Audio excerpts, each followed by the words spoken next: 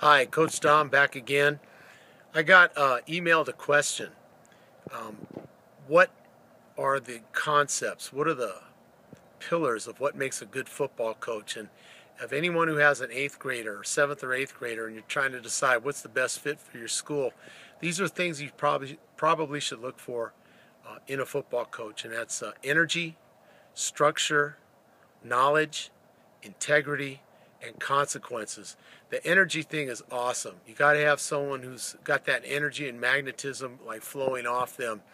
Uh, that's huge. The kids will feed off of that. That's so important.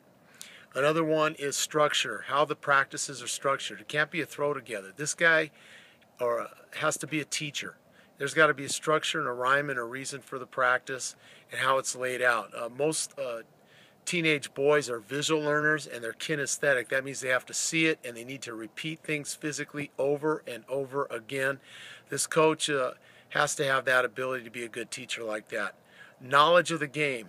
You've watched and observed this man do his thing probably for a couple of years. You've done your due diligence.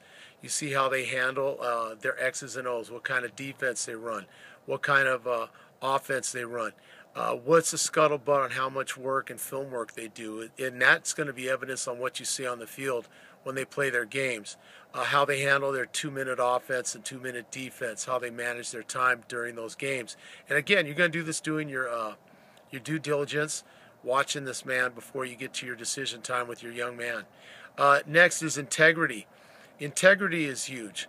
Is he a person of his word? Does he follow through?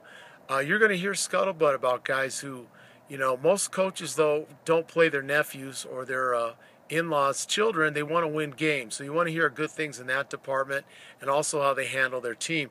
Another one in terms of handling a team is consequences. When people miss practices, are they allowed to start? Or is there like a code of that the parents and the students have to sign before the season for what constitutes an excused absence, what's an inexcused absence, how do you contact the coach? I'm going to throw it back at you, parents. Here's the 5 things: energy, structure, knowledge, integrity, consequences. And you got to do it right, kids. I'm going to tell you how. You can't wait 3 months before you sign up, late spring, early summer, where you want to send your kid to school. It's probably a decision you got to be carrying around with you probably multiple years before your child gets to the 9th grade. So you want to spend a little time and visit those schools. If football is important to your child, and most of all, it could be important to you, but it's got to be important to your child. If it's important to your child, you want to get the best situation for them. Get out there, visit these schools, see what's going to be a best fit for your child, and then make your decision based on that. Hey, this is Coach Dom with another one, how to pick a high school football program best suited for your child, and how to find the best, or what I should say is, what are the pillars of a good football coach? And again, that's energy, structure, knowledge, integrity, and consequences.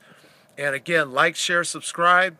I appreciate everybody checking this out and sharing it with your friends, especially those of you who have children who are considering football as they head into high school. Have a great one, folks.